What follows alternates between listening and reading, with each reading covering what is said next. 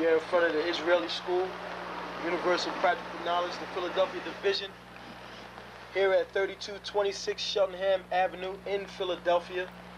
We're standing in front of the school right now, getting a description of the 12 tribe sign that's been painted by one of the brothers that was in the school: Judah, Benjamin, Levi, Simeon, Zebulun, Ephraim, Manasseh, Gad, Reuben, Naphtali, Asher, Issachar. Those are the 12 tribes of Israel.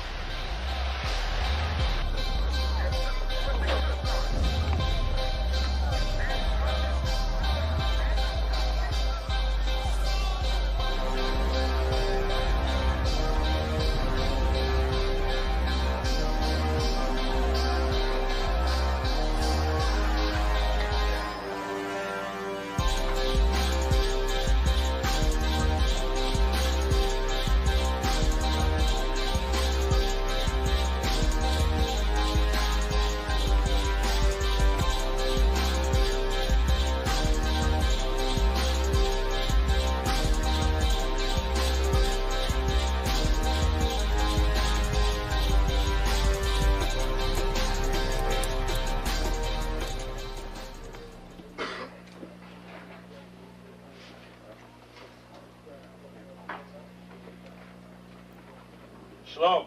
Shalom. You've been waiting for this day, so this day has finally come. A lot of you have been wondering where this knowledge that you've been hearing is coming from, and the powerful truth that you've been hearing, how this was established.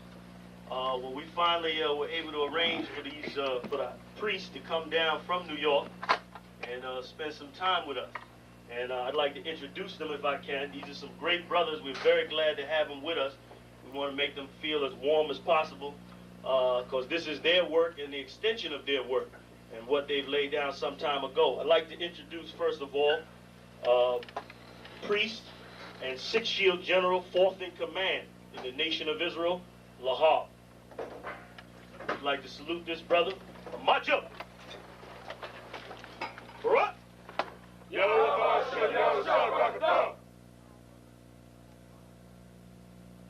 Yeshabim, which means sit.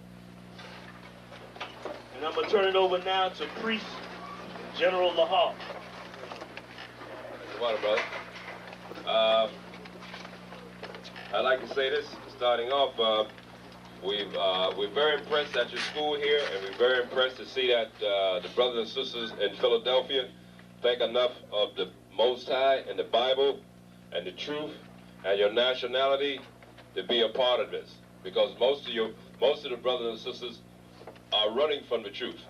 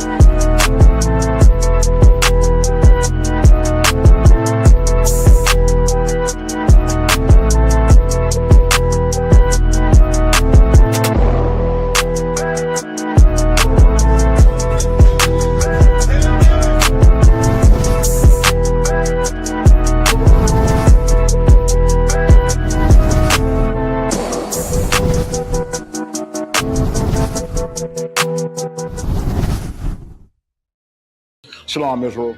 I'm Priest and Officer of 5000 Laban of the Israelite School of UPK under Commanding General Yohana, here to share a very important public service announcement to all Blacks, Hispanics, and Native American Indians who currently suffer under the stigma and plagues associated with a felony conviction.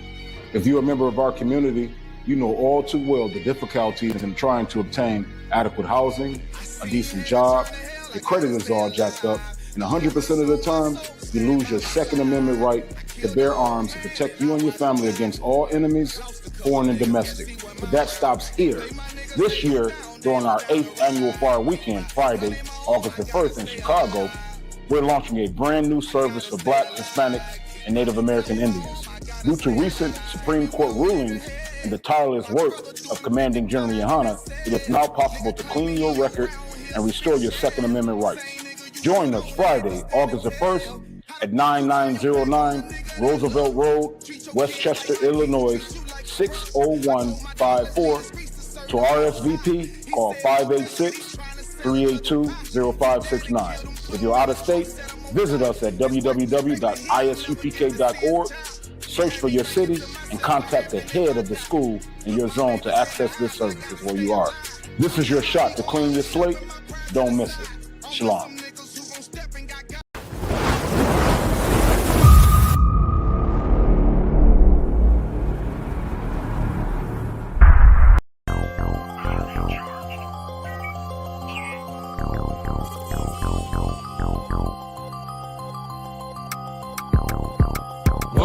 One West, that's who we are, nigga. One West, so who is y'all, nigga? One West, we want it all, nigga. That's who we are, nigga. So who is y'all, nigga? One West, that's who we are, nigga. One West, so who is y'all, niggas? One West, we want it all, nigga. That's who we are, nigga. So who is y'all, niggas? UPK soldiers got them killers with me, and I don't fuck with every spot cause it's too iffy. Real motherfucking prophet cause the Lord with me, but don't get that shit twisted, I got Drake's with me. Yeah, bitch, and that whole 50. Run up on me wrong, you gon' catch 60.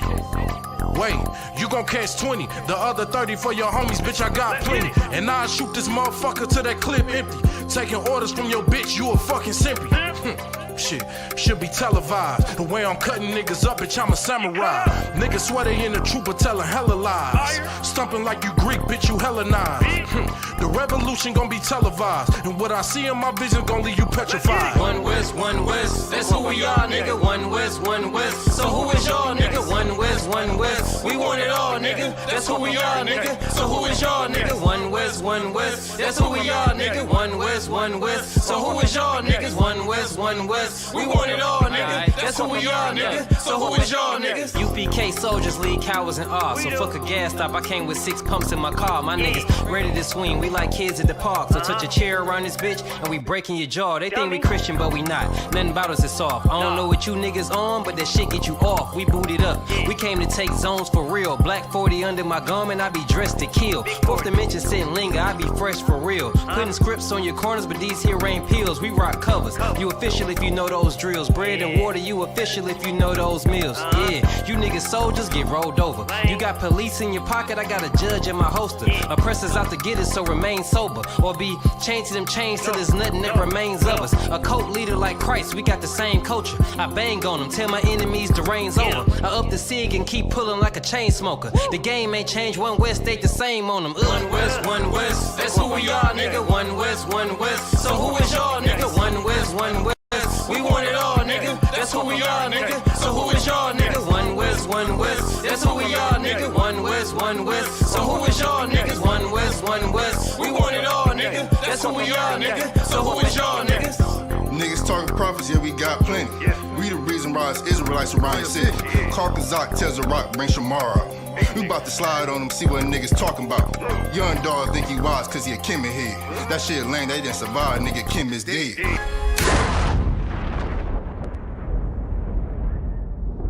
Where I'm from, little nigga, is a dirty game. I pledge allegiance to Yahweh, bitch, I'm UPK. Huh, nigga, let's talk bodies. Set up on your corner, wake up everybody. Big priest, until I'm dead deceased. The mission is complete until you're off the street. So y'all on the internet, stumping down the street. But take the poor and the weak. Touch your sister or brother, you gon' be sleep. But take the poor and the weak. One West, that's who we are, nigga. One West, so who is y'all, nigga? One West, one West. We want it all, nigga. That's who we are, nigga. So who is y'all, nigga? One West, one West. That's who we are, nigga. One West, one West. So who is y'all, niggas? One West, one West. We want it all, nigga. That's who we are, nigga. So who is y'all, nigga? Fucking with the brothers, then I'm giving out major pain. Clip full of ball heads, I'm shooting out Damon Wayne's. Driven ambition, I ain't never changing lanes. Wise as an old man, but I ain't slanging cane. This ain't a game, this shit way deeper than rap. You speaking the cap, but the shit y'all speaking is cap. I'm 5,000, but I still keep it a stack. I'm in the truth, not cause back then I was seeking the fact. Cry loud for the niggas that's deep in the back. And the Lord with me, ain't no reason for keeping the strap. We peep the attacks, niggas say we ain't speaking the facts. Stealing breakdowns every time we teaching in class. Niggas snitching, y'all out here squeaking with rats. We be on the street corners teaching that Jesus is black.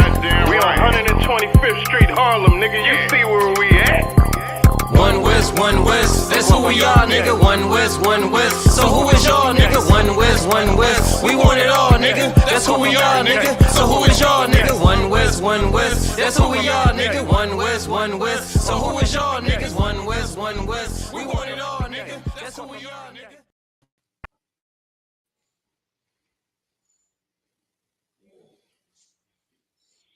Hey, shalom, shalom. Y'all Bashim and Shabrak, a thumb to the brothers. Y'all Shamar, thumb Bashim and Shai to all the sisters. Can everybody hear me? Con, I can hear you, sir. Most High in Christ. What's going on, Abawan? Let's see what we got here. There we go. We got another Monday night history class. The water for tuning in. All right, make sure you like, share, subscribe. All right, share these classes. All right, it's very important to get this truth out. All right, share these classes so we can find our brothers, find our sisters, and get up out of this captivity. Right? What's going on, Avalon? What's going on with you? Shalom, Israel. Shalom. You know, Yahweh Shem Yahweh Shabbat to my brothers, Yahweh Shemar Latah, Shem Yahweh Shai to my sisters. Look, we are the ISUPK, start out of 1 West, 125th Street, Harlem, New York, under Commanding General Yohana. And what we do is we teach Blacks, Native Americans, Hispanics, these individuals on this 12 tribe chart, the truth behind the Bible, the truth that we've been missing out on the Bible since we've been released from so-called slavery. Understand this is that our people have been Christianized, you know, Muslimized and Islam. We follow everything but the truth. When I say our people, I mean our people as a whole, right? One thing that I say every week that you got to say at the beginning of every class is that if you're not in the ISUPK under Commanding General Yohana, you're not in the truth. Right? You're just a part of another outbreak of a Christian organization, right? Put your friends on your mini skirt if you ain't in the truth. You know, that's what you're doing. You're wearing your little velvet purple robes. If you ain't in the truth, that's what you're doing. You ambiguously ambiguous superheroes. Yeah. I know you've seen that, right? God. Look, I'm gonna tell you like this: how you a superhero and you ain't feeding your people? How you a superhero you ain't clothing your people? Right? God. How you a superhero and you ain't housing your people? You ain't giving your people jobs. You know, how you a superhero? How you claim to be a superhero and you not doing things for your people? And then how you a superhero if you accepting other nations in? You see what I'm saying? How you a superhero? You accepting other nations in? You accepting viruses into the body? If I could, Abawan. Please. What you saying is so heavy. Could you grab a scripture for me? In Deuteronomy, remember the days of old.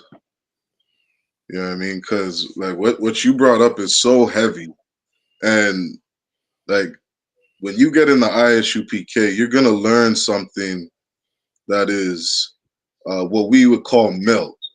You know what I mean? Like the apostles, you know, Peter, Paul, they told us, you know, that brothers and sisters, they need milk. They need something that's easy to digest, you know, as they're first coming into truth. And these other breakoff groups, they're not teaching milk. They don't teach the basics. They don't have a foundation. They don't understand why ISUPK being established in 1969 is so foundational. It's so important that we get in the original, you know, group. We get in and under the men who have been commissioned from the Most High, given the authority from the Most High to actually teach the Bible, teach these records. And there's something that they're missing. If you could read that, I'll have a line. This is Deuteronomy chapter 32 and verse 7. Remember the days of old. Remember the days of old. You understand? And what blacks, Hispanics, and indigenous, the first thing you're going to learn coming inside this school is that you are the children of God. You understand? Blacks, Hispanics, and indigenous, you are the descendants of the prophets, the children of the prophets. You see fake groups out here, you know, like a Habawan saying, teaching all this foolishness. You got fake groups teaching that only blacks are the children of God. You know what I mean? You got groups out here, you know, teaching that white people can come into the congregation because they're missing such a foundation.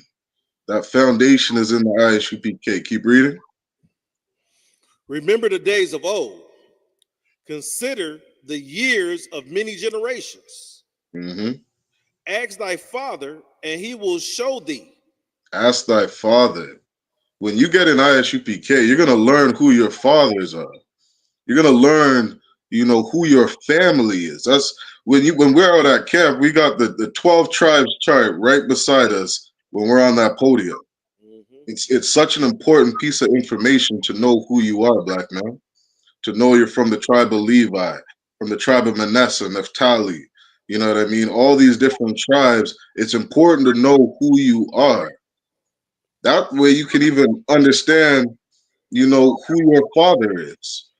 You know what I mean? You're not going to know that when you're reading the book of Jeremiah, this is your ancestor. When you're reading Nehemiah, this is your ancestor.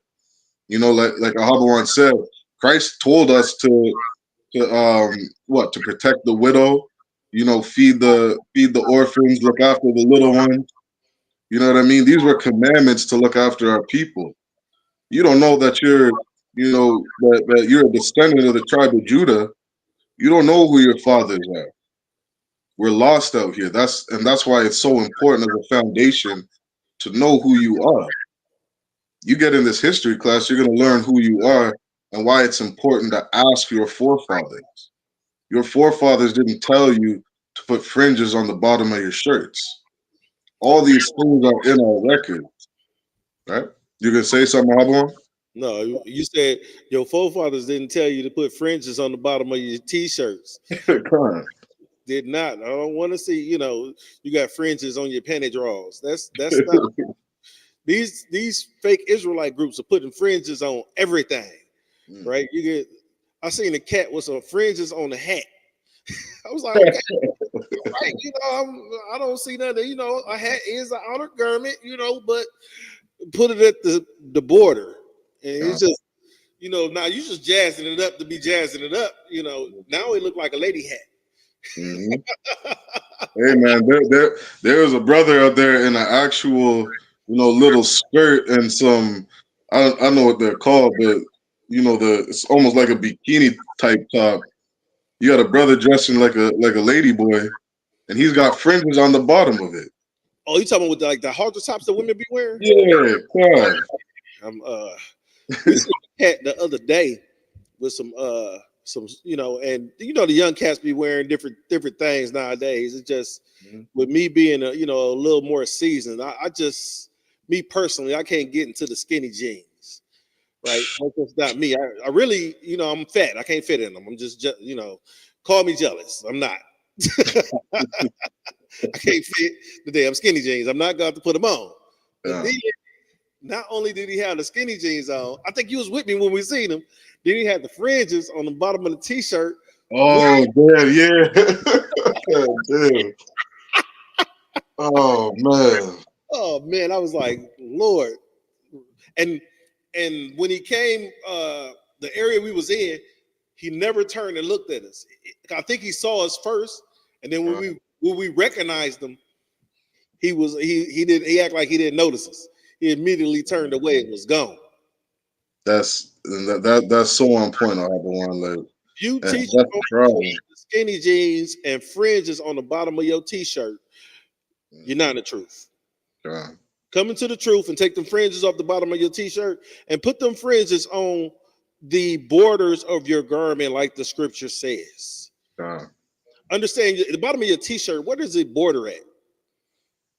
There's no border. Border, the definition of border is when two areas come together. Yeah. Right? That's where you get a border. Look at America and Mexico. That's a border.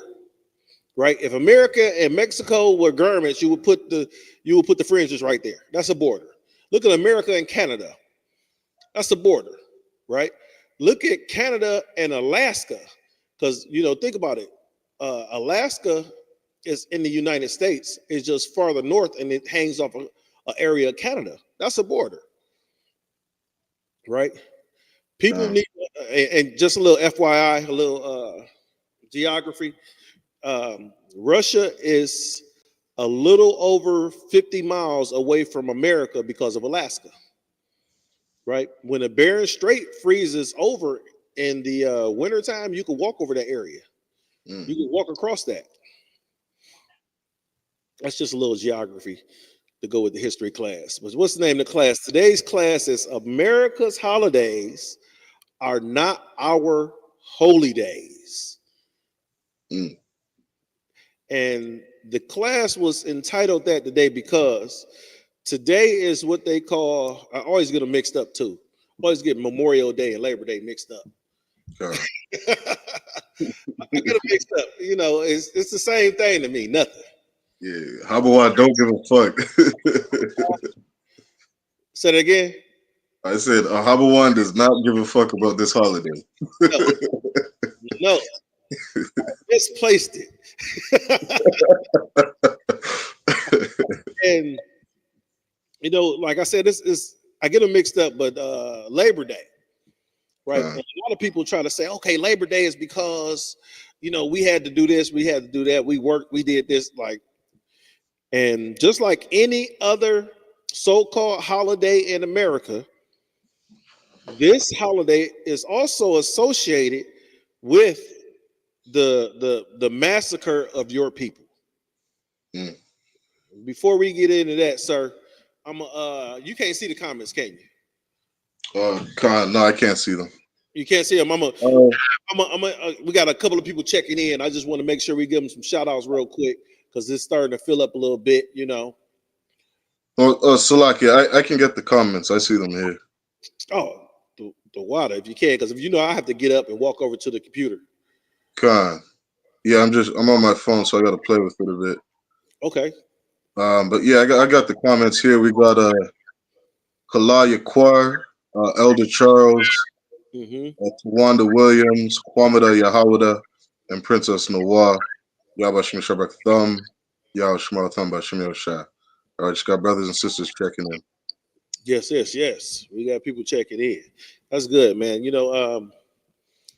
understand when I really appreciate y'all. We all check in and comment and ask questions because we understand that we backed up, right? This class is at the same time that one of the most powerful men in our nation is up. Just private class going on right now. So when y'all check in, y'all bounce back from our class to that class, and I feel kind of special. Y'all making me feel special. Thank you, the water. But it's a couple of articles that we have today. Sir, I see you had sent me one. You got anything you want to go into before we kick this thing off? That article I sent you, we'll bring that up after we get through the main article of tonight. Okay, so we as as blacks, Native Americans, and Hispanics, you know, we celebrate these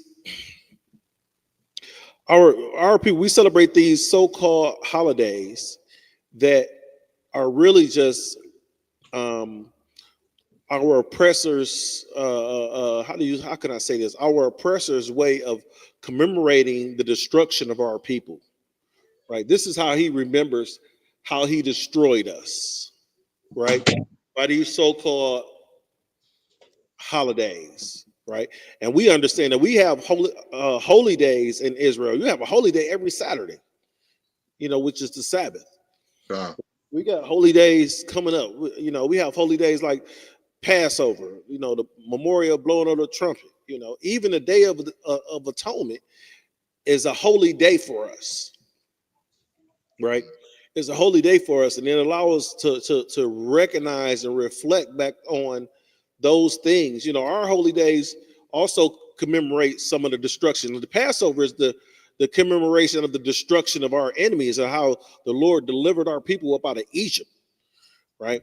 And that's a holiday for us, a holy day for us, because it is, you know, it is bringing back to our remembrance what happened to our enemy when we chose to follow our Lord up out of our power up out of Egypt. So you want to piggyback and say something on that? Yeah, you know, and it's the same thing I was speaking on earlier. It's like you're a Chinese man born in America. You know, you ask your fathers and your culture, your nation of people, you know, what is it that we celebrate? The Chinese, they have their own holidays. The Chinese have their own celebrations. You know what I mean? Like it says in Isaiah, you know, that Israel, you know, we're a people that don't consider. You know, the ox knoweth his master. You know, the donkey's his master's crib, but Israel doesn't consider because we don't know who our forefathers are. It's so important to know who we are as a people. I was out. Well, me as a body were out in Toronto on Saturday asking, you know, we were talking to some Christians and different people trying to get interviews, and I asked one of the brothers, like, you know, where's your father from? Like, what's his background? And he's like, oh, don't worry about it, don't matter. I'm like, what's the big deal, brother? I'm just asking, like, what's your nationality?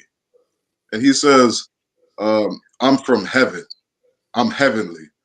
And I'm like, God damn, like we're that lost as a people that we can't, you know, relate to any nationality. We're so far removed because of slavery.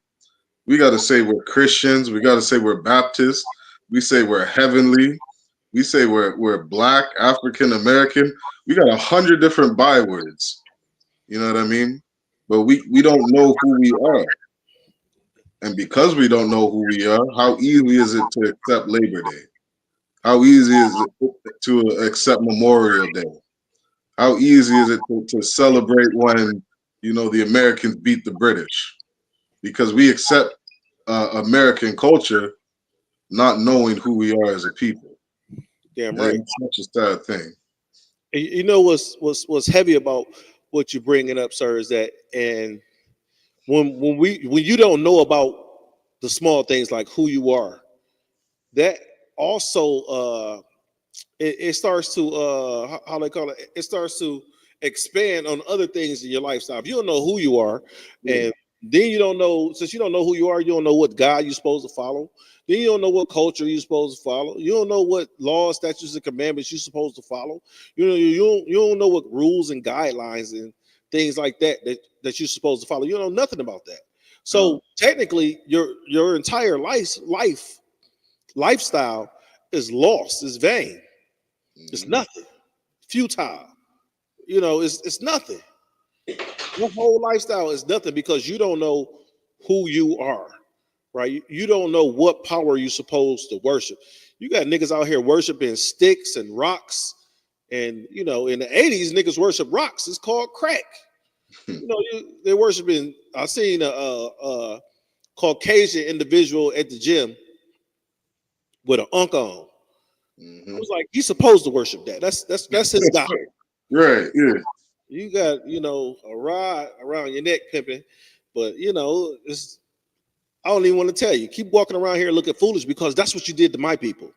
You allow people to walk around here looking foolish with crosses around their necks and crescent moons, and you got brothers out here that's believing in some of everything. The funniest thing to me is that when you ask people what belief they follow, and they say I'm spiritual. Well, how since you're so spiritual, how are you governed? Right? You spiritual, but yet still you hanging out, you're hooking up with hookers, and then you're smoking crack, smoking weed, right? You're popping perks, popping perks, but you're spiritual. No, you high, nigga. You're high. You're not spiritual. God. Since you're high, right? You don't have an elevated sense of what they call that, an elevated sense of being. No, you don't have an elevated sense of being. Which you're on some type of psychedelic mushroom that's causing you to see, sound, and hear colors. That's it. I talked to an oppressor one time when I was younger, and he was trying to get me to do a mushroom. I'm like, no, I'm good. I had seen my people grow up being strung out on you think about it, crack ran through the hood. You got people selling not just TVs and stoves, and they were selling kids. I grew up in a neighborhood where it was probably 6 crack houses on the block at one time. Not in the neighborhood, on the block. You understand? On that block, right? And I grew up right across the street from St. Cecilia. And if anybody in the city of Detroit understands, that's where we was. If you could play ball, talk to Officer Shawak. If you play ball, you played at St. Cecilia, right? I played at St. Cecilia every day, and even though that was a Catholic school, it helped me not to. I'm not saying that place was the truth. It was some type of savior and event, but going over there playing basketball every day kept me out of the hood mess. Using some of the drugs, and you got some of the people that got into gunfights and things of that nature. It kept me away from that, because I'm playing basketball. Such got shot. Basketball, such OD. Get out of school, go play basketball. Oh, did you hear such got arrested? These cats were the same age as I was, right?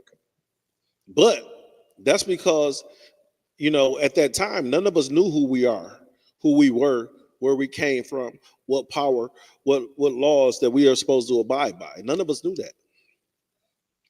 You got something, sir? Just and small thing to add, what's heavy about that story as well is, we all, brothers in the school, we all went through that same thing. You know what I mean? Because like it says in Jeremiah, I've ordained you to be a prophet from the womb. You know what I mean? Like we're 13 and we just happen to be at a basketball tournament when somebody's getting shot. Yep. You know what I mean? And it's like that was the Lord looking after us.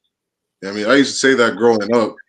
I used to always think like I must have some guardian angel on me because I just happen to be at this practice tonight, or I just happen to be at this game tonight.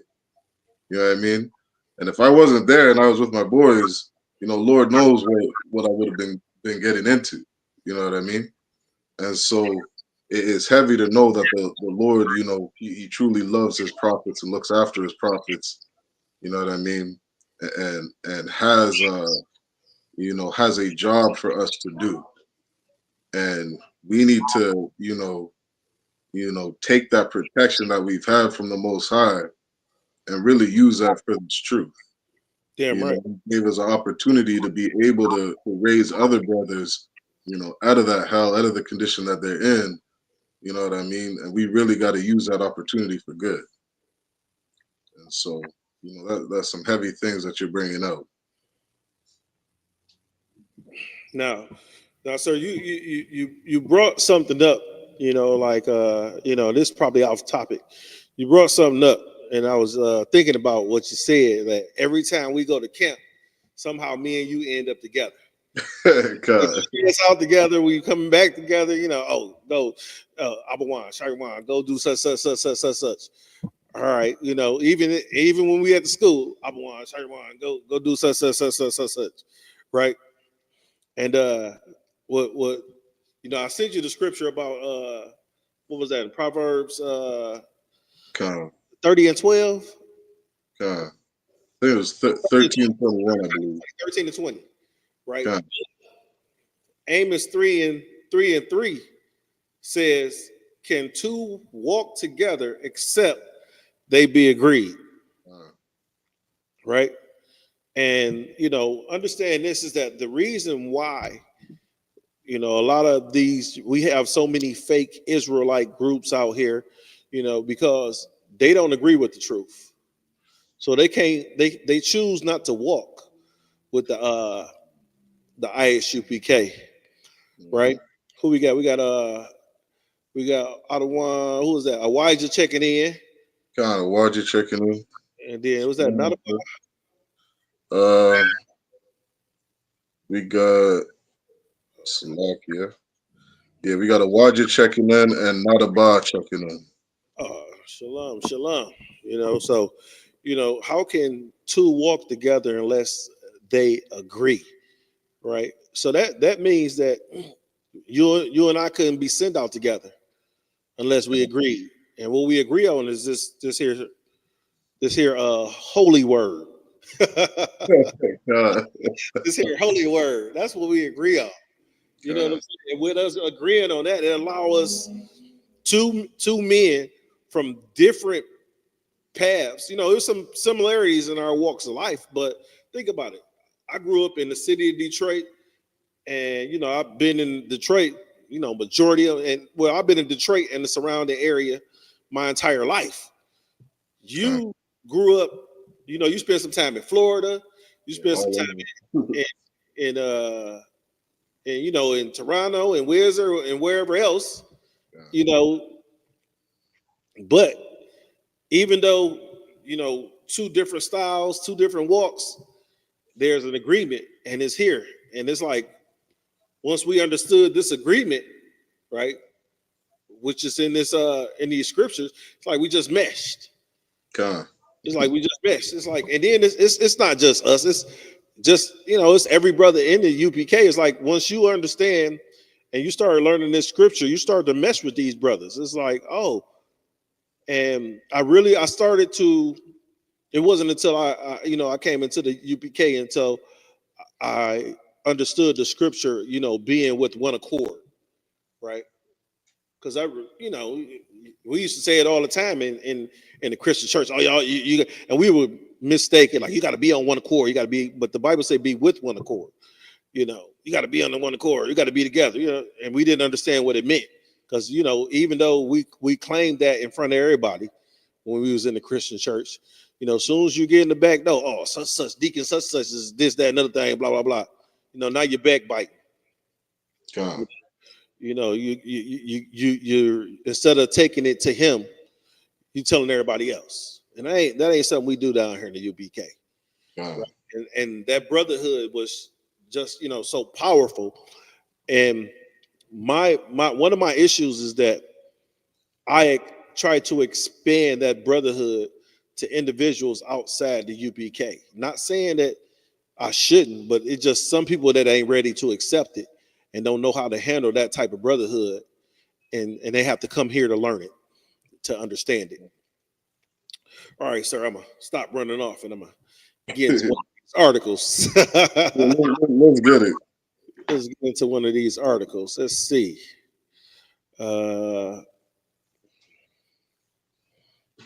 So this is from the week, and this is called, the name of this article is "The Bloody History of Labor Day," right?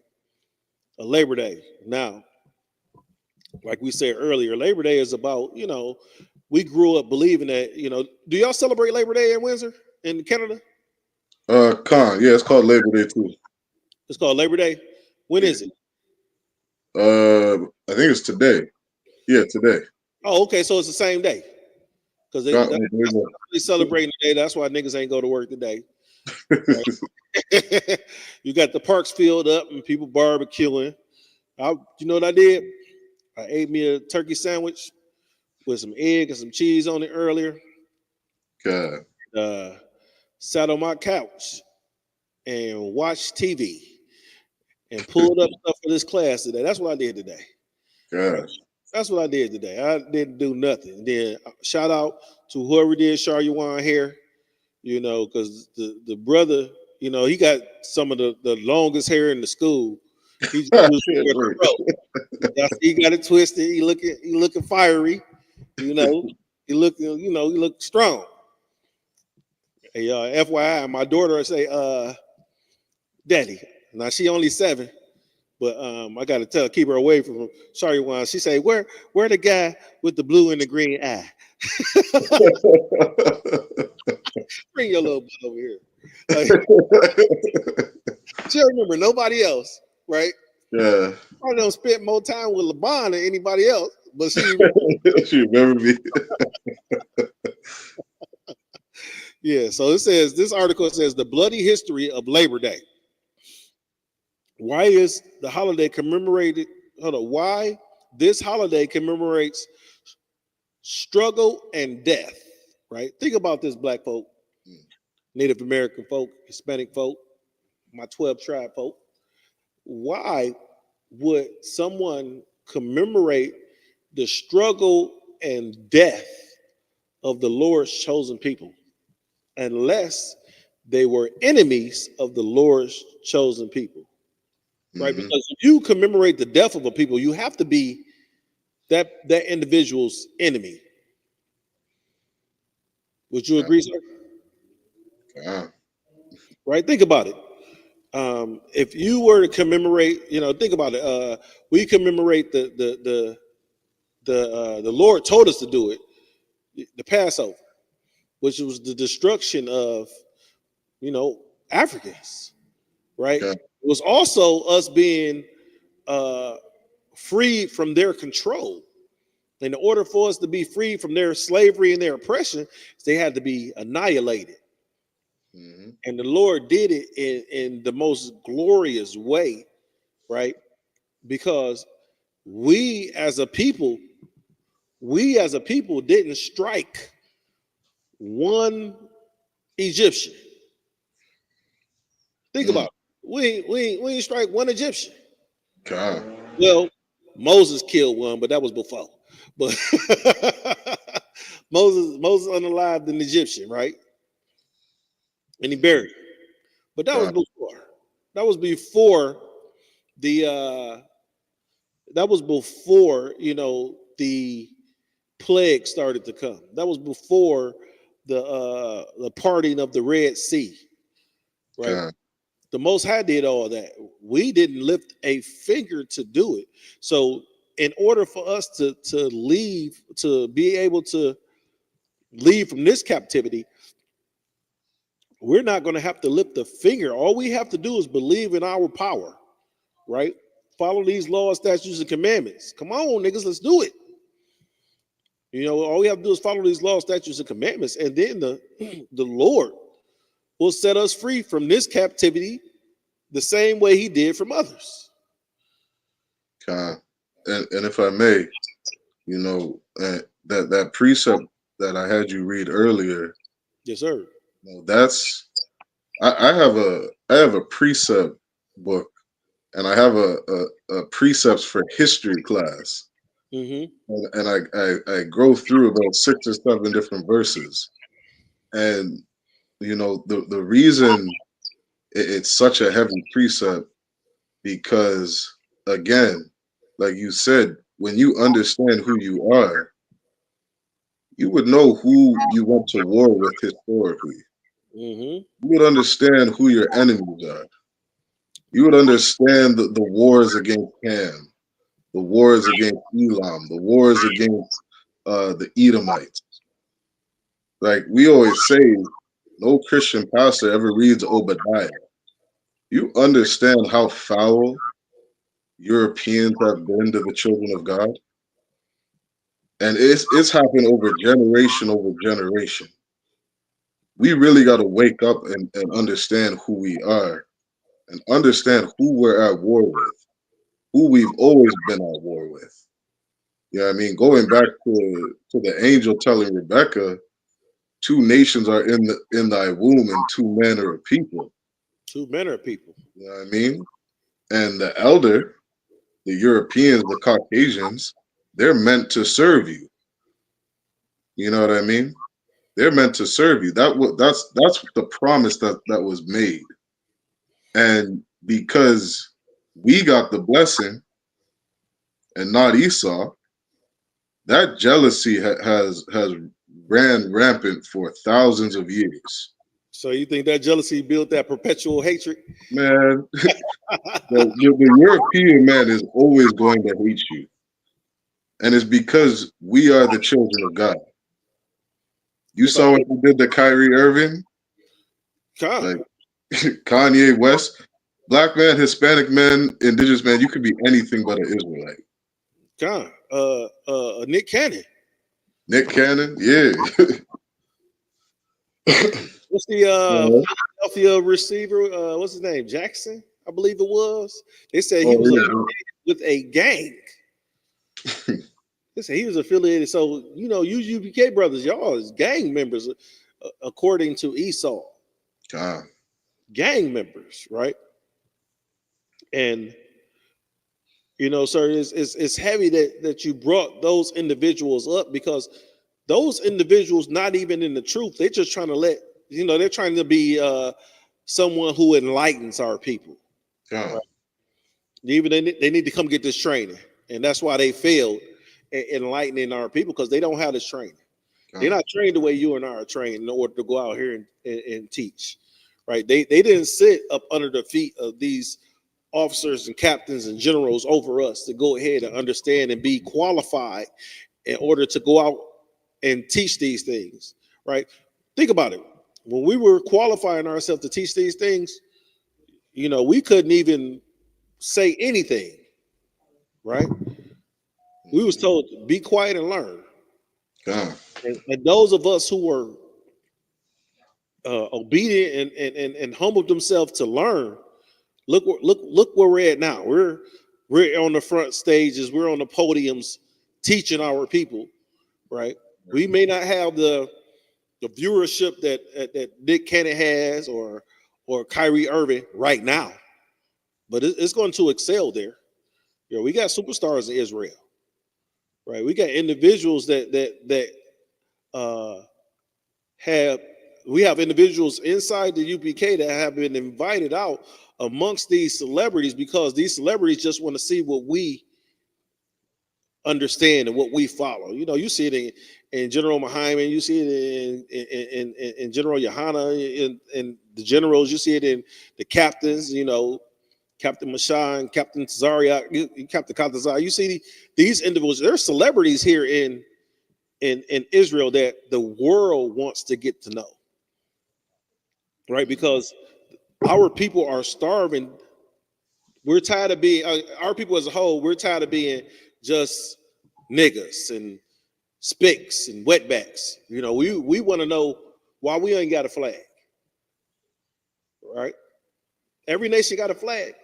We want to tell us why we ain't got a flag. That was one of the questions I had when I was coming up as a kid, is that if black people were supposed to be, you know, a people, why we don't got a flag?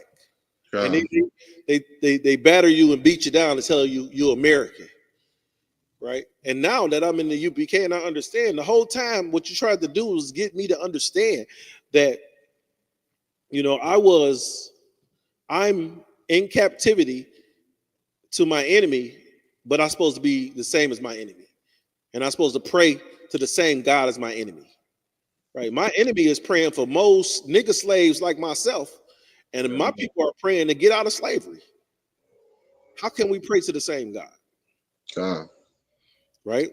How can you serve the same holidays as your oppressor? Your oppressor has days that commemorate days when a multitude of our people was annihilated. Our oppressor commemorates those days. how can we go out and celebrate that same damn day? Mhm. Right? Well, the scripture speaks about us, about the Most High not enjoying the what it says, the solemn assemblies, your feast days. Right. But this is the article, sir. It says most people probably don't think of Labor Day as a holiday commemorating struggle and death, Mm. but that is what it used to be. The period between the Civil War and the Great Depression was a time of massive upheaval. The industry revolution swept in, and millions of Americans were forced to leave their firms and move to cities in search of work in the newly formed rail, steel, textile, and shipping industries. Economic policymaking was still at hoax and primitive. Massive recession regularly created mass poverty and threw enormous numbers of people out of work. And threw enormous amount of people out of work. Okay, the rules, but legal and social, were still being formed for how employers could treat employees and how the wealth they all collectively produce would be distributed. Inequality soared to enormous heights by the end of the period. The minimum wage, the 40-hour work week, the law against child labor, and more were only instituted after pitched political combats. Unions were growing as the one avenue by which workers could fight for their interests, and the economy saw waves of regular strikes and work stoppages that would be unheard of today. Let's continue. Sometimes the battles were literal. Employers and politicians were not shy about busting unions with police force and hired enforcers. Riots, death, and bombings were not uncommon. Right, Yeah. sir? Hold up right there. It said riots, death, and bombings were not uncommon. So if poor people are just trying to work, who doing the bombings? Right? Because anytime poor people go and think about it, march, what is it? What's the protests? Right? Whenever you think about it, poor people out protesting, the National Guards pull up in tanks. Right? They pull up with AR-15s. You out there walking the streets, right? Think about this, sir.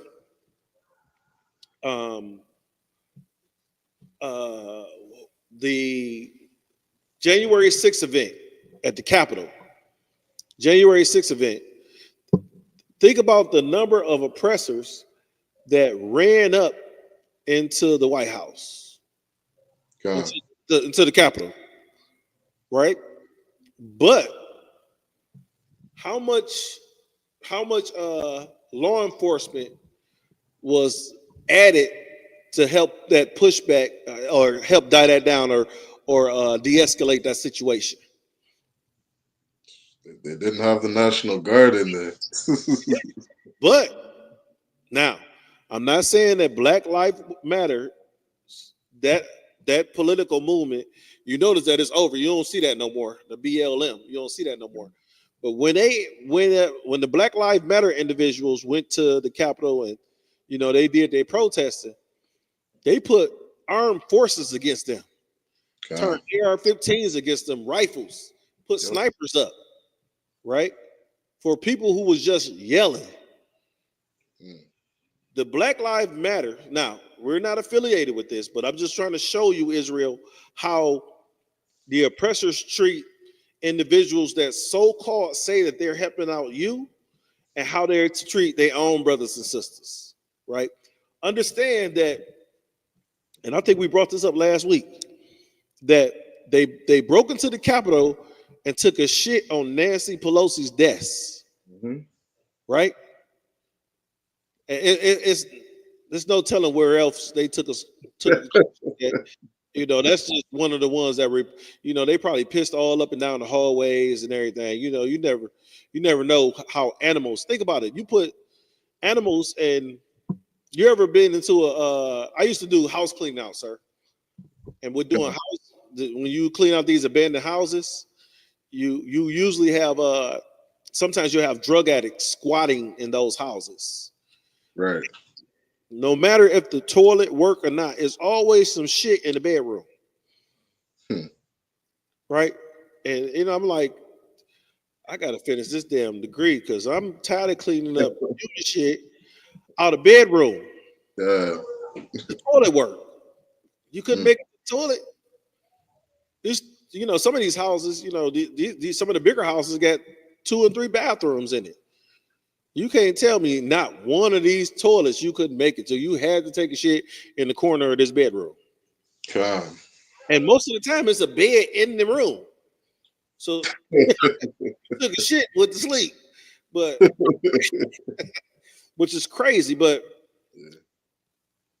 hold on, this damn thing locked up on me. Right. These were things that poor people, it's not uncommon in neighborhoods, especially where you got the drug addiction and I'll just say our neighborhoods. It's not uncommon for those things to happen in our neighborhoods, but these people with the power, with the money, right, push these labor laws onto us, right? Here's the next part of the article. If I may, real quick, too. Something that's so heavy about this is in the book of Revelations, the angels were singing, Babylon is falling, Babylon is falling. Like, we're sitting here trying to fight to make America better. You know what I mean? Meanwhile, the Lord wants this place destroyed.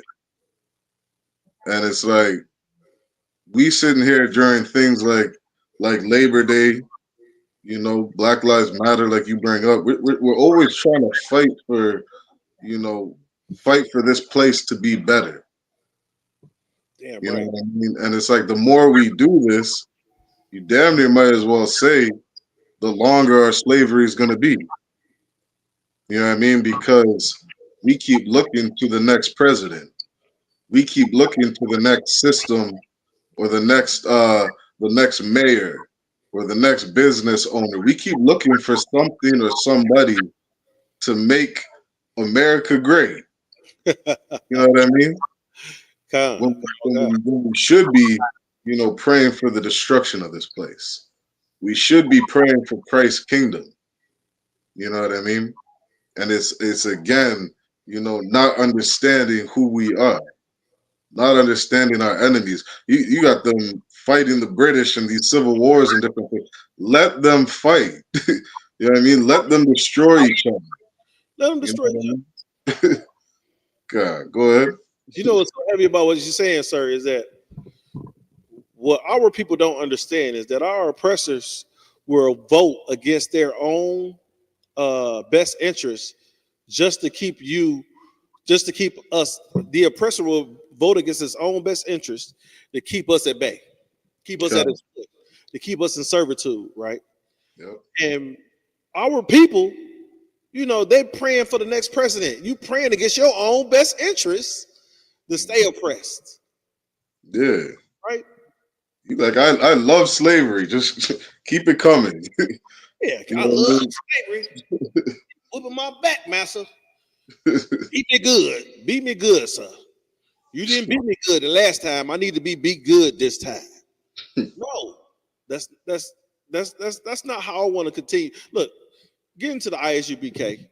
Look, we fill these classes up, fill every one of these damn classes up, so we could get out of this slavery. We get out of this hell. God. I heard you saying the dude said he from heaven. How you from heaven and you in hell? The angels came down and spoke with Lot. When the angels came down and spoke with Lot, right? These angels had to descend from heaven. They helped Lot escape and they went back. So, nigga, why you ain't went back?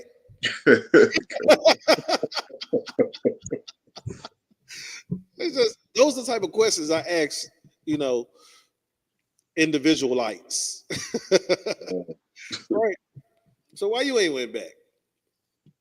Well, let's keep the article going, sir, if I may.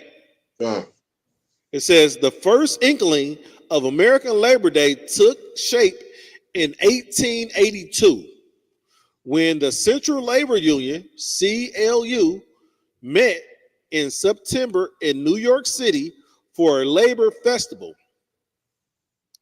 It disputed who first proposed the idea. It disputed who first proposed the idea. That doesn't make sense. Okay. It might have been Peter McGuire, a co-founder of the American Federation of Labor, which is AFL, who was inspired by a parade in Toronto in 1872 in support of a strike against 58-hour work weeks. God damn, that's a long work week. 58-hour work weeks. Think about this. 40 hours is 8 hours a day for 5 days, right? 60 hours is 12 hours a day for 5 days, right? So this is a 58-hour work week. So they're just going to give your ass an hour lunch? And if I may, again, to show you how diabolical this place is, take me back, say 15 years. I'm working 70-hour work weeks, and I'm working 70-hour work weeks, getting like 1 day off every 3 months. You know what I mean? And it's like you get a couple hours off on a Sunday. You use that time to do some laundry and get some groceries because you're always at fucking work. Yeah, because you always got to work. And if I'm real quick to the point, and 2 years later, I decide, I'm getting sick of this overtime. You know what I mean? I'm tired of working all these hours. They asked me to work overtime on a Monday, and the first time I speak up, I'm like, nah, I'm tired. I'm going home. I'm getting fired the next 2 months. You know what I mean? So it's like, we go through fighting for all these labor laws, to take an effect, and people are still working 2-3 jobs today. People still putting in all these hours. You know what I mean? It's a lot.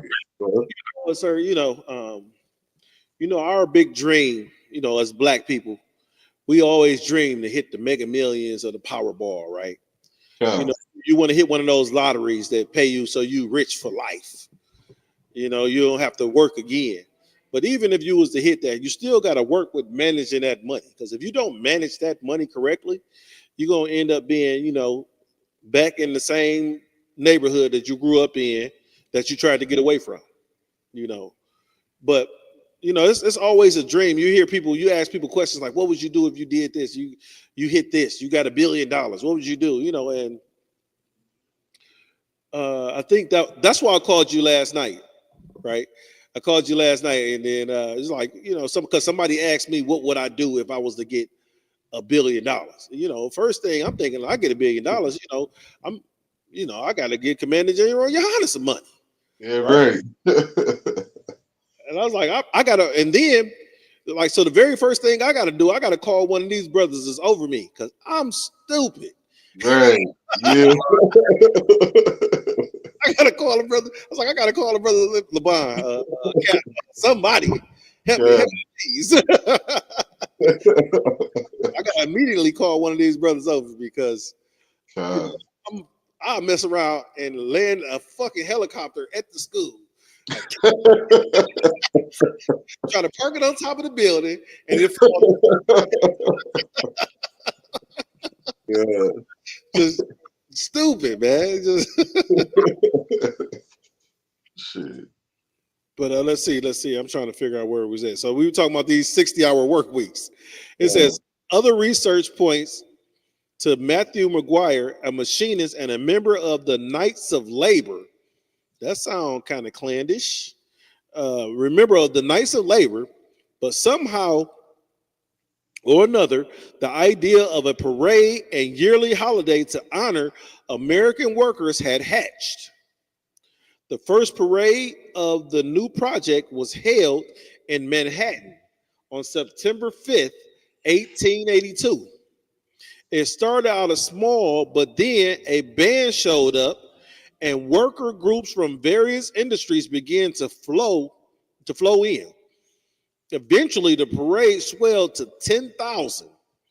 After the initial success, various states and municipalities, governments began naming an official day to commemorate Labor Day. Right? The job losses were devastating, and the frustration crystallized in a nation's strike against the Pullman Company, a railroad car manufacturer and founder of one of the most infamous company town in America. Railroad Baron George Pullman created his infamous town in 1880, just outside Chicago. It was a model of capitalist feudalism, with workers offered housing in line with their positions in the company. Resident workers for Pullman Company and their rent was automatically docked from their paycheck. Now you hear how it sounds like you're getting into servitude and slavery. They have jobs going on now that they'll send you out of town, but your housing is docked from your pay. Which if you send me out of town, why you don't pay for my house? Or pay me to relocate. Right? So these are the reason why, some of these so-called labor unions came up to help, supposedly to help protect the worker or the employee from the employer. God.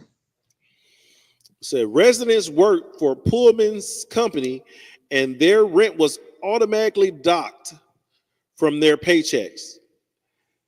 It said they even banked at Pullman's bank, but Pullman business plummeted when the recession hit. Hundreds were laid off and wages were deeply cut. Yet rent in the town did not decline. Right? So think about that. You are an individual in the town that's owned by a corporation. You ever see the movie RoboCop? You knew I had a movie recommendation coming up. Yeah, I should be ready for you by now. What was coming up? You ever see RoboCop? Remember? Long ass time ago. I wouldn't remember it.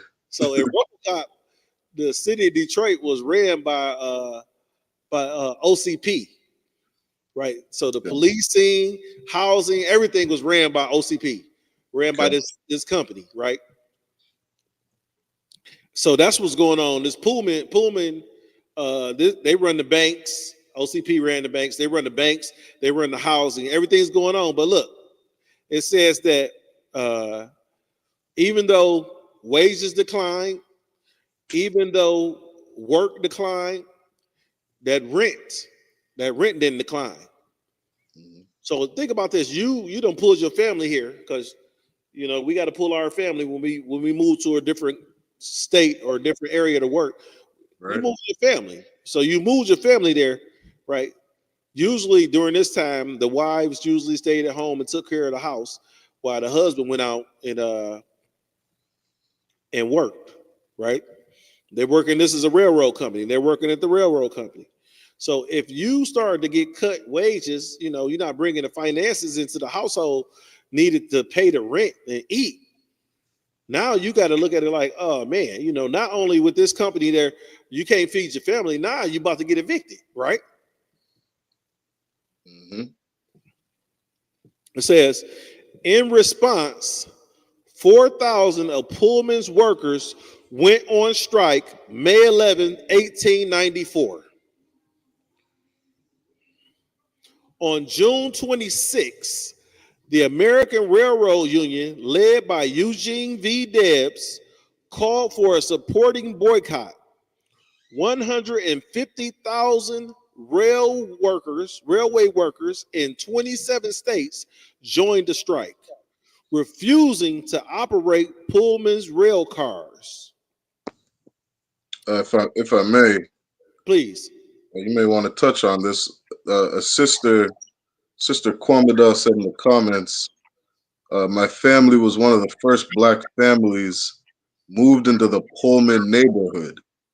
My father owned a black gas station, banked at Pullman Bank for many years, over the many years. Yeah, they say they pulled. Look, so understand, Israel. We bring it up true, and then we have individuals that can vouch, that has family members. You know, anything else that you got to add, please add. It says the massive halt to the rail industry and the interruption of the U.S. mail car set off a national crisis.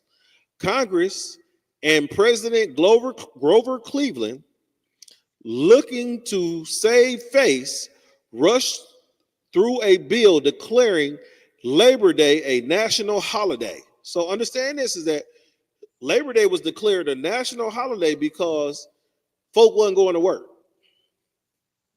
Now, what you got to understand is after COVID, the United States, the statistics are saying that black people decided not to go back to work, right? Said black people decided not to go back to work, and it started to hinder the labor force in America. Mm-hmm. But they don't tell you that black folk make up, you know, we make up what, 12%, 13%, right? The United States. So if that's the case, how can 12% affect the workforce of the nation? That's just a question I ask. Because the European man is the laziest race of people that ever walked this God green earth. This nigga won't. He said the black man won't go back to work. Well, understand is that you can't kick the Latino individuals out of this country, and then you supporting Donald Trump to get him kicked out the country, and then be pissed off because strawberries is $5 each. Good. Right? Because t-shirts went from $5 to $35. White tees. It's because you wanted to kick out the Hispanic brother. Mm-hmm. Right? You was behind Donald Trump, where ICE was coming into people's houses, places of work, children's school. You was behind Donald Trump when that happened. Yeah. Kick him out. And now you upset because a peach costs you $39. Mm-hmm. The price of food, think about this, since the war on the Hispanic folk in America, since the war on the Hispanic folk has started in America, mm-hmm. right? The price of food has shot through the roof. Right? Because these people did the agriculture work and the farm work. And they did it because the oppressor can't stand in that sun. He can't go out there and pick them strawberries, and he can't pick those apples. He can't pick those oranges. He can't pick the corn. He can't shuck that corn out there. He You can't do none of that. Them greens, black folk, I know you like them collard greens. Where do you think they come from? Them turnips. Where you think they come from? Who pick them? Who pick them? You got to support your brothers. Your brothers is the ones that's picking these greens. So your dumbass mama could put a pig in it and boil it. Dang. Oh, I digress.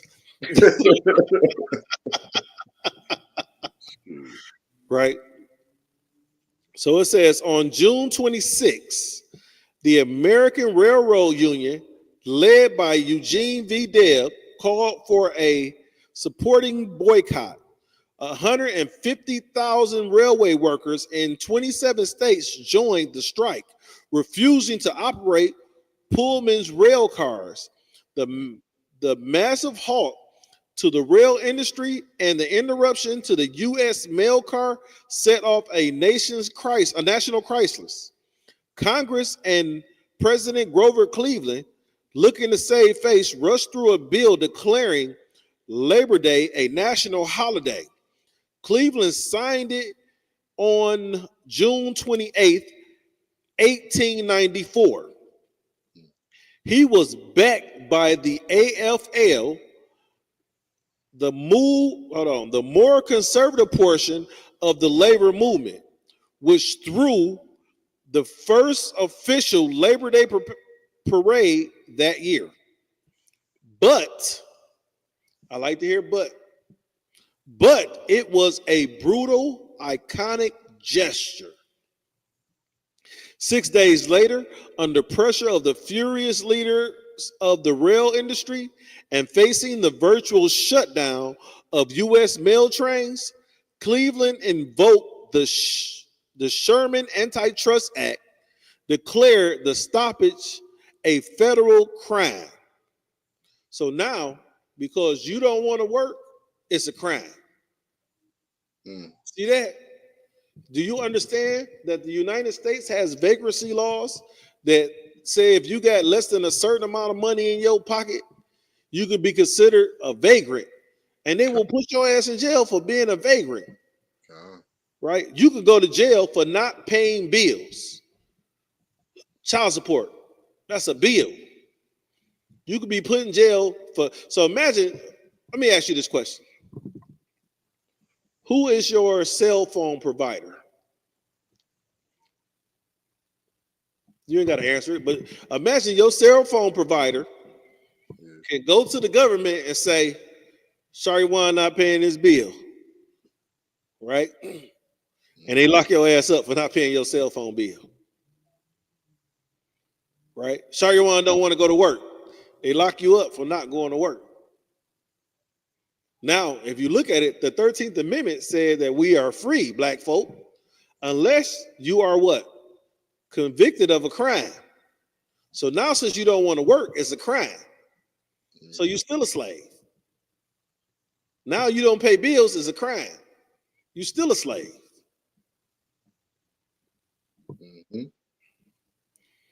Right? So this okay, he said he sent in 12,000 federal troops to break the strike. Days of fighting and riot ensued as the strikers overturned and burned railroad cars, and burned rail cars, and the troopers respond with violent crackdowns. Anywhere from a dozen to over 30 workers were killed before the strikers were dispersed and the trains restarted. Who you think those 30 workers were? Think about it. Yeah. They don't kill their own brothers and sisters, sir. They don't unalive, they don't unalive their own brothers and sisters.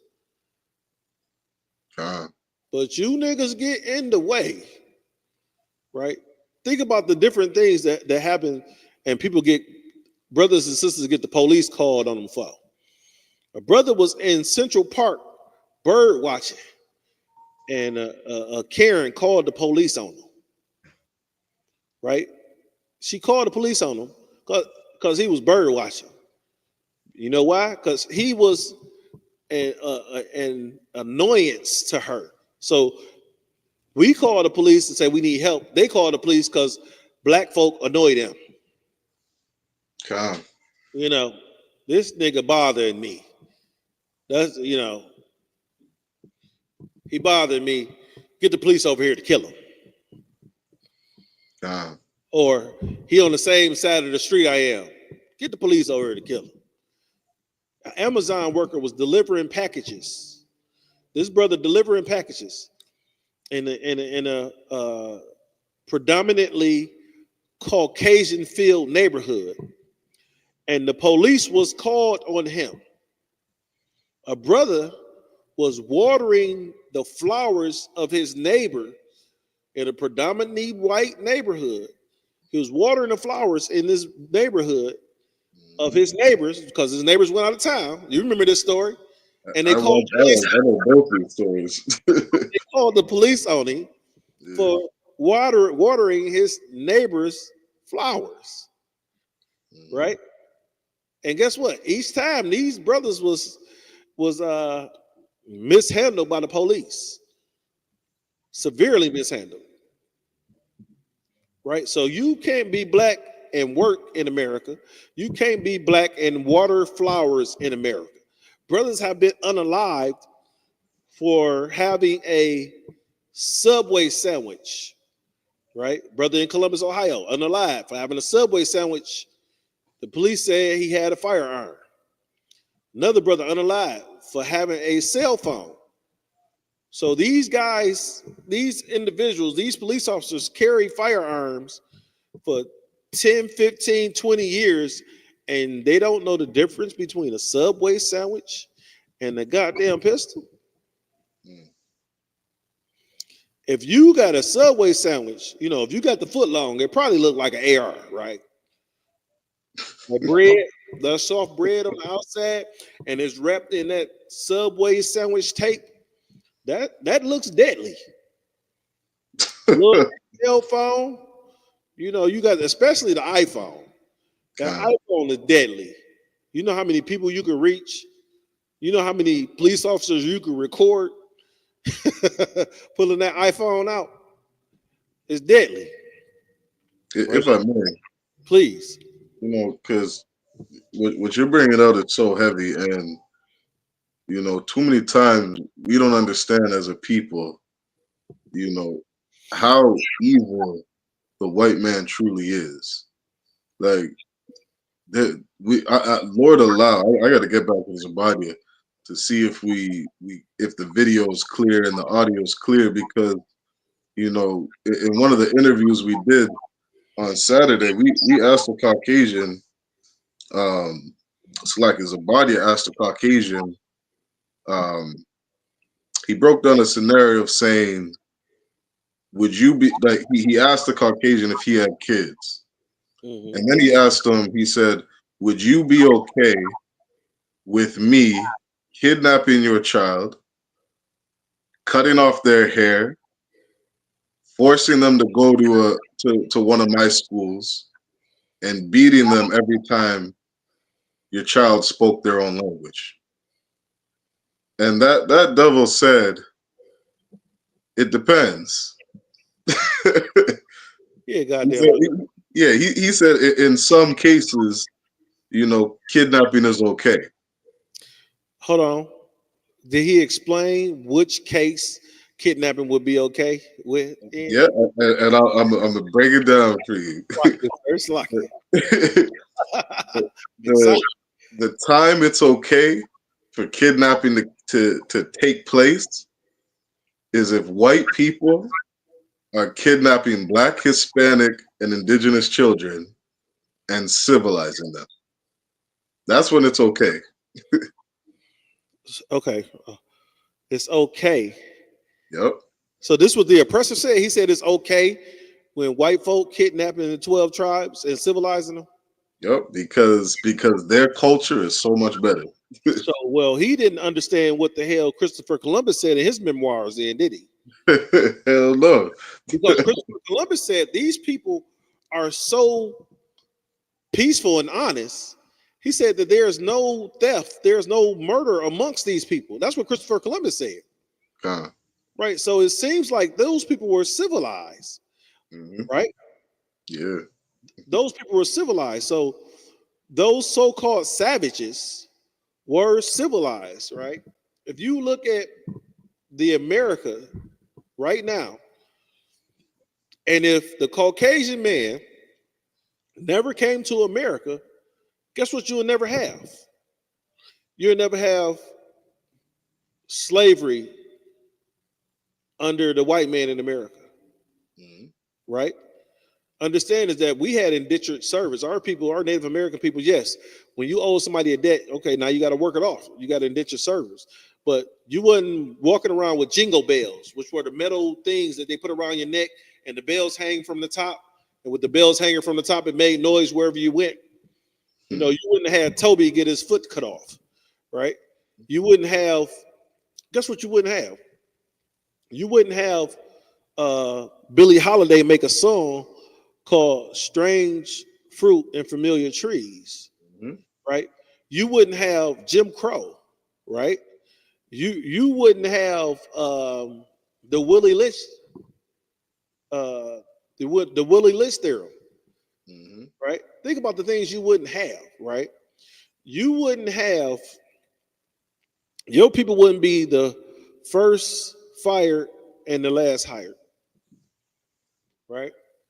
You wouldn't, if the Caucasian man never came to America, you wouldn't have had Sandra Bland, George Floyd, Fernando Castile, Tamir Rice.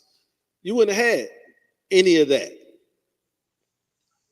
right? Think about the things you wouldn't have had if the Caucasian man never came to America and attacked not just the Hebrews that he dragged over from the Israelites that he dragged over from other countries, but the Israelites that was already here. You wouldn't have had that, right? You wouldn't have had. Let's think. The one you brought up, you know, you wouldn't be getting locked up for child support. You wouldn't be getting locked up for child support. You know why? Because these families wouldn't been destroyed. You wouldn't have had the feminist movement, right? You wouldn't have had these brothers being, like you said, locked up for child support for not taking care of their kids, right? You know what you wouldn't have going on right now? You wouldn't have the homosexuality and the sexualization pushed on our children. You wouldn't have that, right? The way they do in the media is radio and music and television. Name a television show right now, right, that doesn't have hoes and homosexuals. You're not gonna find it. Give me a television show, and I don't look. I'm gonna break it down. Don't say Sesame Street. You understand? Don't say don't start naming kids programs because you got it in kids programming too, right? Yes, you got this TV show is rated for ages 6 and under with Wonder Woman and her ass cheeks out. Wonder Woman got ass cheeks. No, look, she turned into a superhero and showed her ass. Yeah. Wonder Woman supposed to be the most spectacular woman, and as soon as she go from her daily job, she turned into a superhero. Superman put on tights. He worked at the Daily Planet, but he saved people in tights. You know what I'm saying? He saved people in underwear. Oh, let me go ahead and put on this underwear outfit so I can go save people. No, no, show up in some fatigues, my nigga. Shoot. Show up like the UPK. The UPK brothers, when they show up, you know, we ain't showing up with mini skirts and skinny jeans on, fringes hanging off your t-shirts. We ain't showing up to save you like that. The real superheroes are right here in the ISUPK, right? Okay. Commanding General Yohana, superhero. Look what he's done for our, you got the generals, the captains, the officers. Those men are real superheroes, right? Think about the crime you could have committed, but you didn't because you heard Commander General Yohana Con. and Yeah, his team. up for that. Think about that.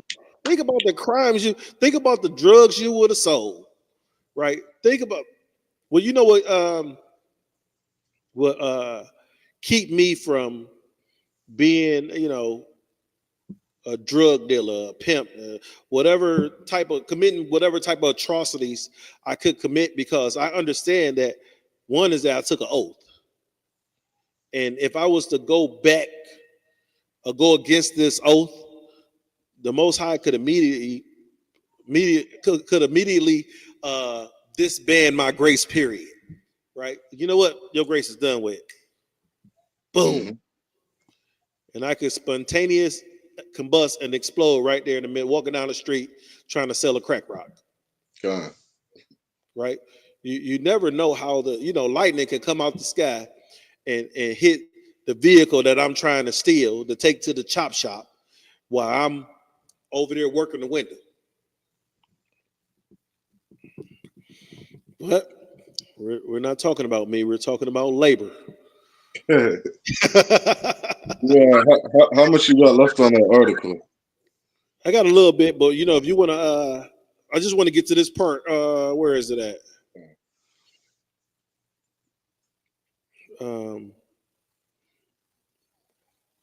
We don't got much left. I'll speed through it. Okay. And so, where was it? It said Debs was sent to prison where he read Marx for the first time, setting him on the path of becoming arguably America's most famous socialist. Cleveland and others picked the September date for Labor Day as a kind and alternative to May Day, which was by then arisen as the principal day of the celebration of workers' movement around the world. On May 1st, 1886, over 250,000 workers struck in Chicago, shutting down 13,000 businesses and demand a shorter work week for equal pay. Think about this. Who fights for equal pay? John. The oppressor don't fight for equal pay. Who fighting for equal pay? John. Your black ass. Mm-hmm. Right? It says, after several days of peaceful protests, who does that sound like? Who protested days peaceful? Right? We shall overcome. No justice, no peace. Man. Right? Understand this. You getting your head cracked, you talking about no justice, no peace. Black folk, let me let y'all know something. Native American folk, let me let y'all know something. Hispanic folk. Protesting does not work in America. You've cried long enough. Come into the ISUPK and see what we do in order to we're not trying to get equal rights. We're not trying to be equal to our oppressor, right?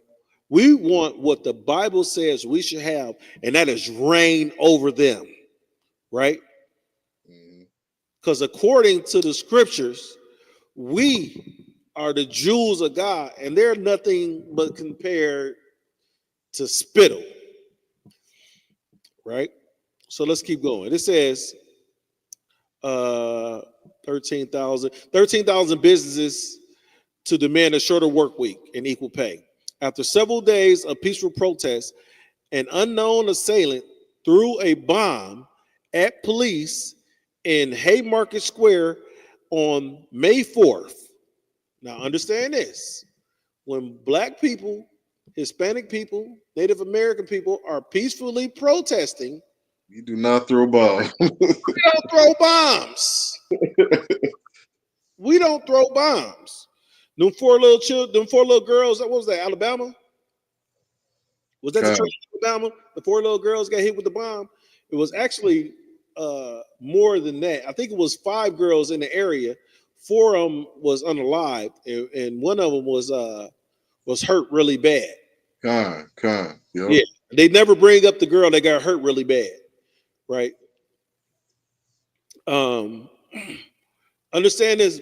Even when we was for the George Floyd and all those protests, think about it. They had assailants come and infiltrate the protests. That's what I'm thinking. Violently, right? That's see the your oppressor knows that you understand that you can't throw rocks at tanks.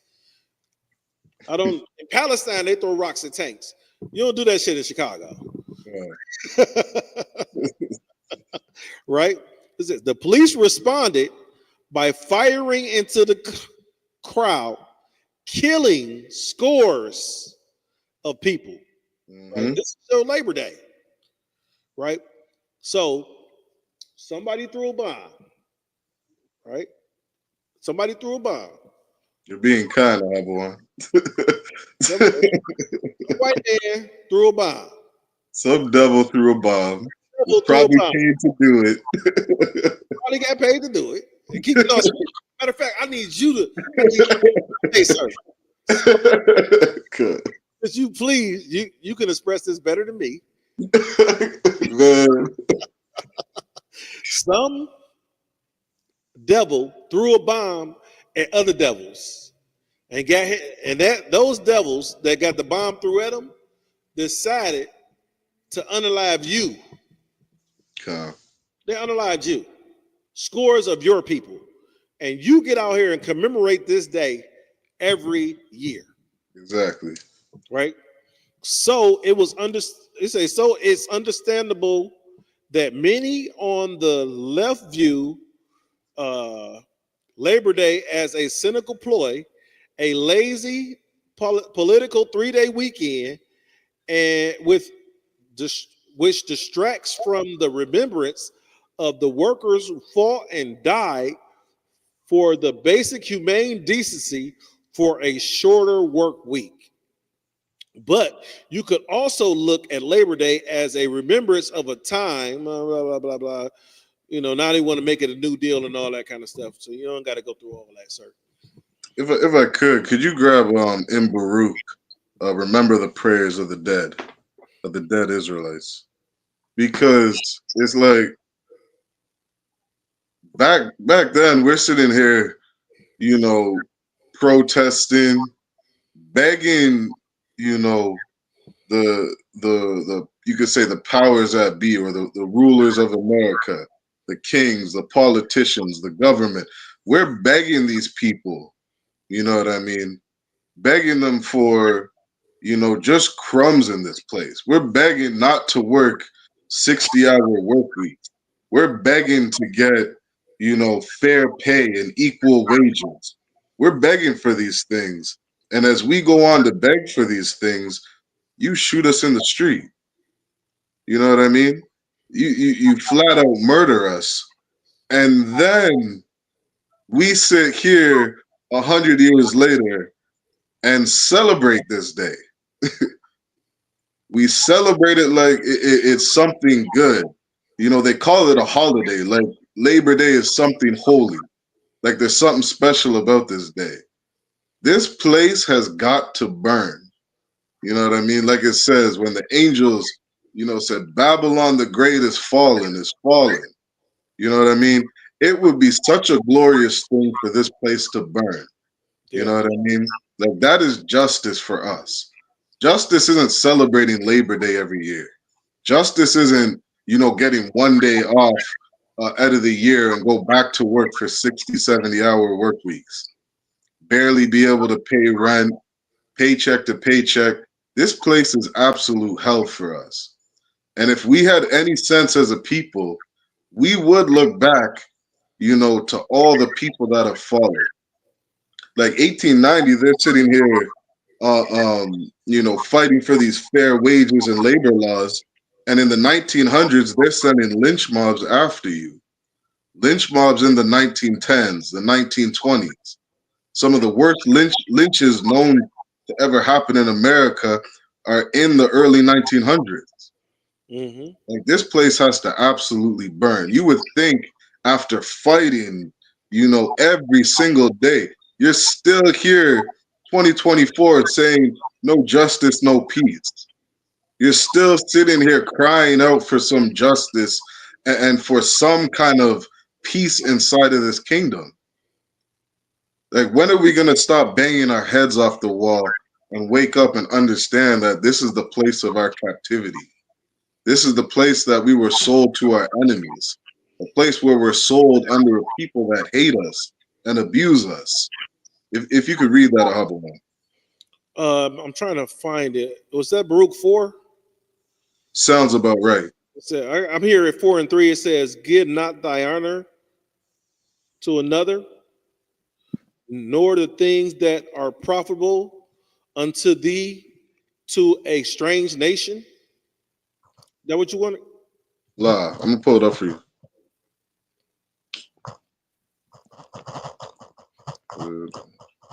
What you're saying is so heavy, sir, because we always viewed that these oppressing nations were greater than us, are better than us, and even in Christianity, they teach you that we are cursed, the curse of Canaan, those cursed Canaanites, right? Which falsifies our identity, which immediately falsifies our identity, having us believing that we're a different people, we're of another nation, not who we are, which is God's chosen people. Okay. Right? If I could, Baruch chapter 3, verse 4. Why am I looking at it? Baruch 3 and 4. Yep. O Lord Almighty, thou God of Israel, hear now the prayer of the dead Israelites. Hear the prayer of the dead Israelites. Like, do you understand, black man, that your ancestors were gunned down in the streets on Labor Day? You were gunned down in the streets and you're sitting here fighting for equal wages. You know what I mean? Fighting to not be a goddamn slave. And as you're sitting here crying out to just be treated like some kind of human being, they unalive you. They don't give you rest. They lock you up for not paying child support. They continually put all these different traps here. They put drugs in your neighborhoods. They do all these things to destroy you as a people. You hear the prayers of the dead Israelites. What do you think they're praying right now? What do you think they're praying? They're sitting there like, God damn, the white man is truly the devil that the Bible speaks of. Damn right. They're not sitting here saying, let me hold hands in hand with my oppressor. They want absolutely nothing to do with this place. If you could, Auburn, can you pull up that article I sent you? I mean, and we can read through it quick. Just I think the first two paragraphs, maybe. You know what I mean? Because again, as we sat here and we fought so damn hard for equal wages, do you think that you get equal wages in 2025? Hell no, sir. Hell fucking no. You know what I mean? Not only did your ancestors die fighting for these rights, their death was in vain.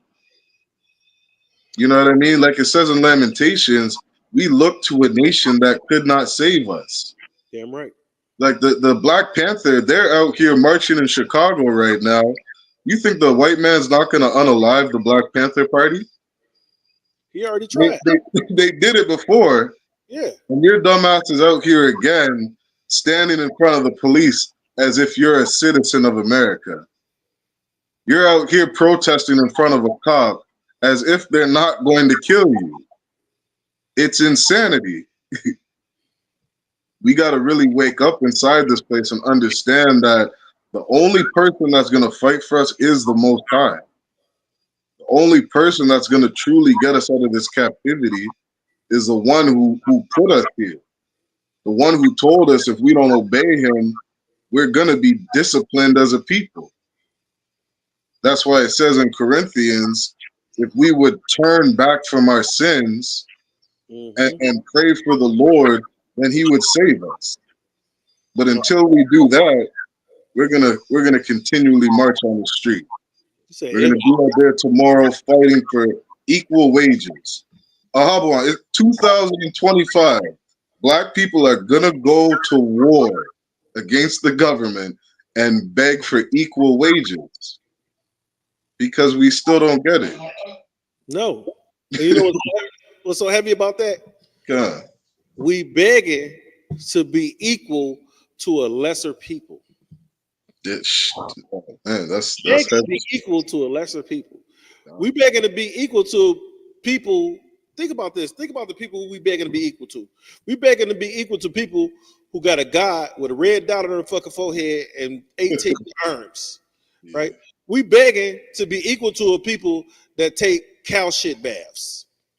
We're begging to be equal to a people that allow horses to urinate on them, right?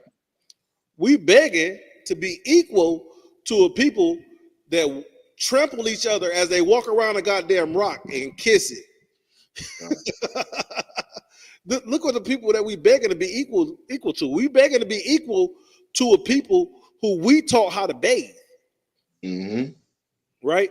We begging to be equal to a people that don't wash their legs. We begging to be equal to a people that don't use face cloths. Yeah, they got you. They're selling vapes to you now, and they're out here saying that this is a better idea than cigarettes, and that vape is blowing your lung up, killing you. They legalized weed, and now psychosis is out the roof because their THC is now 20%, whereas 30 years ago we're smoking like 1 or 2% THC. We're losing our damn minds in this place. The people here are retarded. It says, children are thou oppressors. They're telling you that they're teaching your children that it's okay for a man to stick it up another man. And then you're going to turn around and give them adult diapers because they can't keep their stool in. Damn right. You're going to turn around and give them painkillers every single day because they're in so much goddamn pain of the disgusting shit that they're doing on home. You can't make children. You can't start a family. It's idiotic. These are the people that you want to be equal to? It's madness. We're begging to be equal to a people who says that as a man, all you got to do is put on a dress, and now you are a woman. God. Right? You know what? Don't that sound like it's something going on up here in the mind? It sounds like it's psychological, right? And to bring that up, understand is that in the 60s and the 70s, homosexuality was classified as a mental illness. It wasn't until the early 80s when it was changing, and this was in the historic medical books that doctors study in order to be able to practice medicine.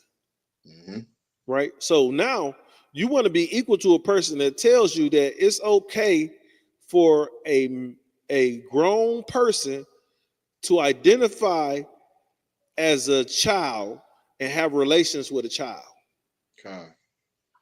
These are the people you're trying to be equal to. No. Follow your laws, statutes, and commandments of the Most High. Put down the goddamn shrimp because you think it tastes good, or the pig because you think it tastes. Because you can't find anything that tastes better than a fucking river roach, an ocean roach. You can't find nothing that tastes better than that. You don't like the damn shrimp. You like the butter. Go heat some butter up and eat that. Right. God, yeah. Yeah, you don't like that shrimp. You like the garlic. You like the butter, lemon. Look, I cooked some steak the other day on the grill, and before I put it on the grill. My dumbass brother was like, you gonna mess that steak up because he is the barbecuer in the family. No, I done had multiple grills. I choose not to do it because I want your dumbass to barbecue. Right. So I took my steaks and I seasoned them, and then I poured some garlic butter over them and let them marinate in that. Right. And then I took these chunks of ribeyes and filet mignon and what else? Del Monaco. And I put them on the grill. I cooked them to a medium rare. Right? I brought them off the grill and let them rest. Right? And I ate one then. And it was good. So I put the rest of them in the refrigerator. The next day, I pulled out the steak, and because LeBron and I, we was on this, protein and we on a diet, just protein and vegetables. That's it, right? I probably wasn't supposed to put the butter on there, but he knows now. So I'll put the steak in the microwave, right, to heat it up. The next day, that steak was more tender, right? It was like melting. The steak was melted in my mouth. I'm like, oh my God, I ate like 3 steaks. It was right then and there, just no vegetables or nothing, just steak. Yeah. My brother looking at me like, I was like, man, try this steak. No, man, I ain't trying that. You done messed that steak up. Okay, more for me. I tried it, and she was like, wow, this is some of the best steak I ever had. I told you.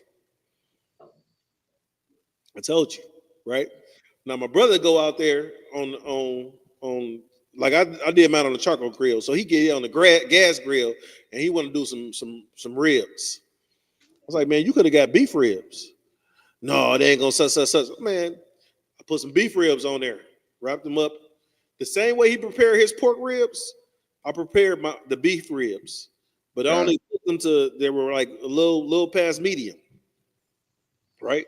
Cooked them till they was a little past medium, and as I'm taking the what you call that, the aluminum foil off, you see I'm picking the bone up and it's falling off the bone.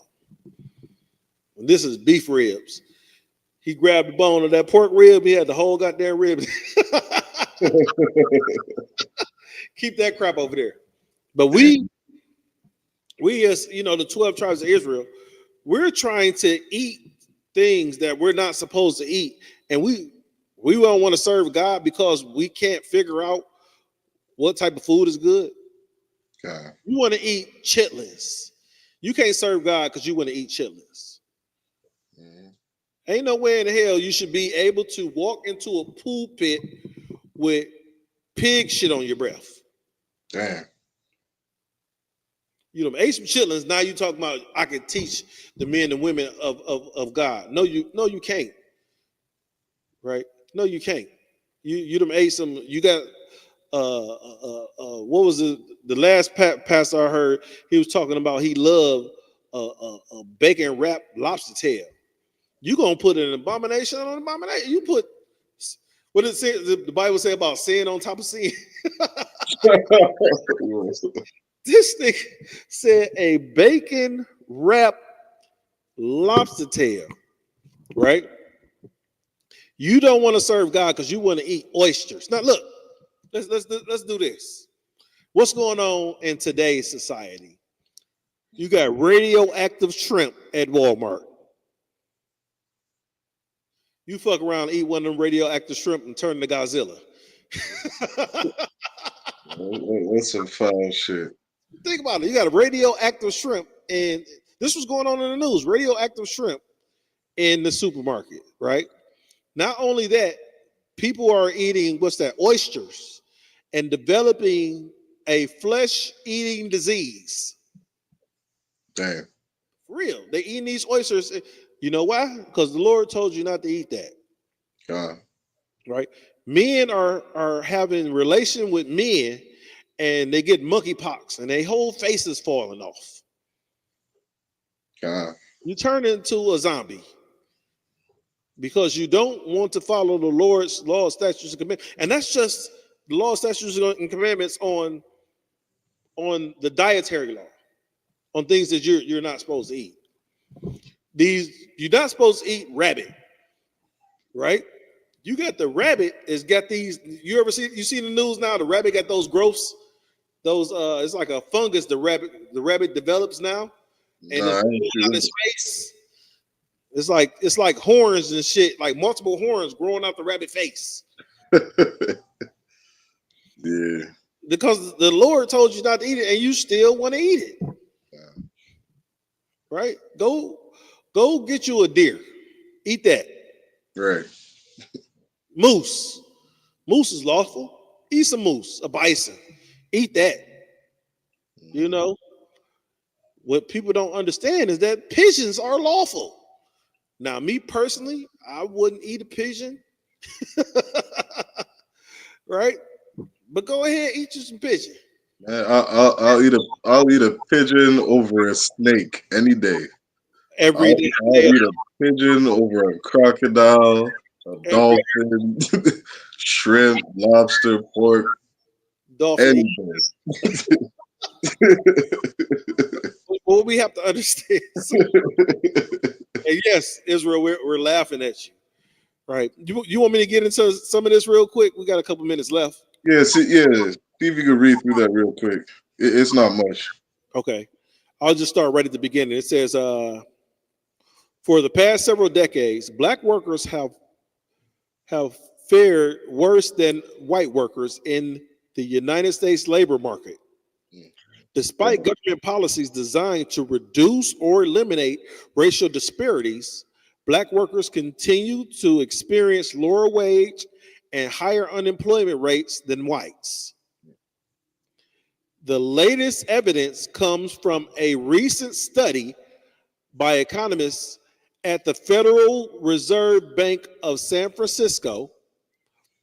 Disappointing fact about the black-white wage gap. That's the name of the article. Dang. Right? It says,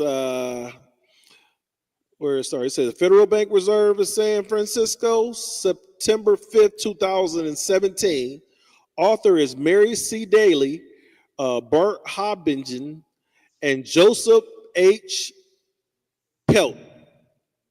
Shows the black worker still earns less than their white counterparts in a worsened trend, and holds true even after accounting for difference in age, education, job type, and geography. So they're saying that this trend is worsening. Count on. Well, I thought we're getting closer to equality, boy. Hey, sir, that right there is what I'm seeing personally. I'm seeing personally right now is that my counterparts, right? You know, think about this. When we working in corporate, they don't, you know, a lot of those devils don't usually talk about, you know, their wages. You know why? Because they know they're making significantly more than you, right? So I was at a company, and at this company, I was working contract, and they wanted me to get off a contract because we're working contract. I was pulling in, I was working 7 days a week, doing at least 10 hours, 10 to 12 hour days, right? So I'll tell you this, when I work Sundays they had to pay me over $100 an hour. Mm-hmm. On Saturdays, every Saturday I work, they had to pay me over close to $80 an hour, because of the way my contract was set up. So Sundays I'm doing 12 hours. God. And that's because I'm not trying to be there Saturday. So,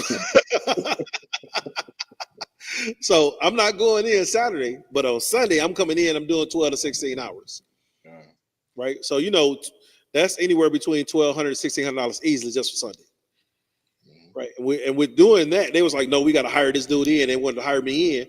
When they hired me in, now I'm salary. I'm only going to work 40 hours a week. Right. You know, 38 if possible, sometimes 36, because you're going to do that. But they pay me a certain wage. And then the individuals that they brought in after me that I trained,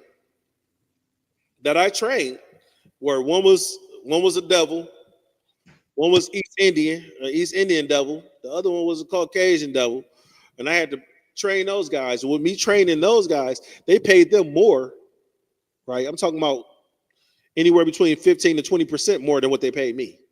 God. So what I did was, you're gonna pay these guys more.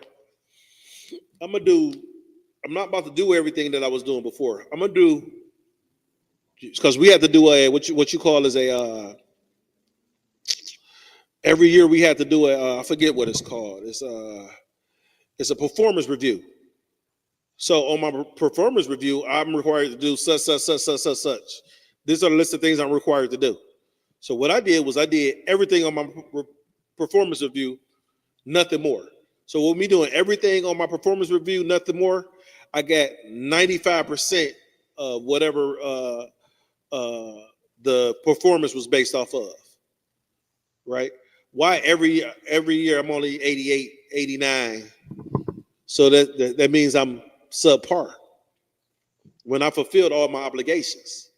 God. Well, not only are we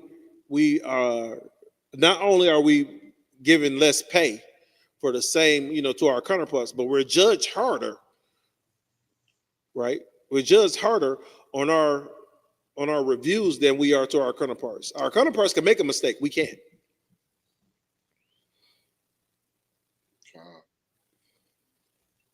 Yeah, that's how it goes, Alvaro. You know what I mean? That's exactly how it goes, and it's the same for all of us. You know what I mean? That's why it's so sad that we actually put our faith in this kingdom, like it's gonna get better for us. You know what I mean? You sitting there in 2025 going through this shit. You know what I mean? Meanwhile, they'll tell you the story that slavery is over. They'll tell you the story that was back then. You know what I mean? They love to paint the picture of it's different now. You know what I mean? You guys can go to school and get educated, and you can apply to the same job I can too. You know what I mean? They'll paint this picture like, what's the problem? You shouldn't be crying anymore. The problem is I got different hurdles than this guy got. God. The problem is he got, he has a smooth track, and I got cracks and potholes and hurdles on the same track, and I'm running next to him. God. Right? So think about it. If I got all these hurdles that I gotta maneuver through, and I get there at the same time he gets there, I'm still better than him. So much better. Still better than him. If I get there a little bit behind him, I'm still better than him. God. But they only recognize it if you get there ahead of them. They're like, oh shit, we ain't put enough hurdles out there. God. You want to take us out, sir? If you could, you got the security announcements with you? They're somewhere around here. Yeah, we should start. We should read that at the end of each class. All right. Well, do the security announcements.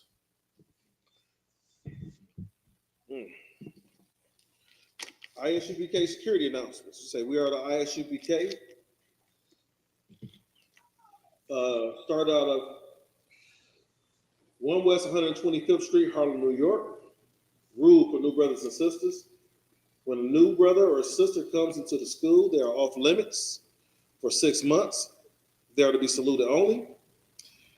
They are here to shed themselves of the world. If they need transportation, the teacher will arrange it.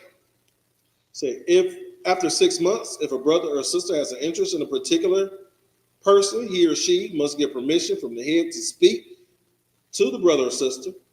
There's another 6 months which the brother and sister will court each other.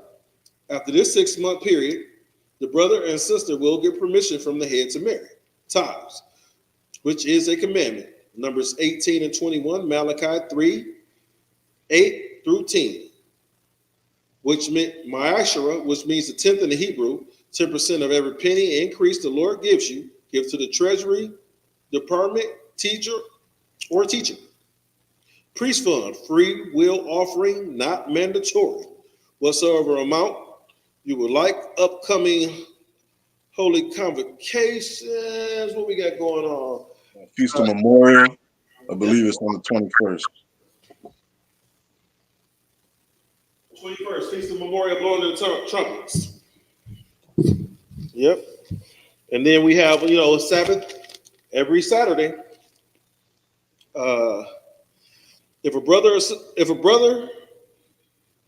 If anyone wants to become a trooper in the school, start wearing all black, boots, shirt, pants, headband, and scarf. That being said, men of Israel, Majum, Majubak, Majum, Barak, Yahabashim, Yabashim. Class dismissed.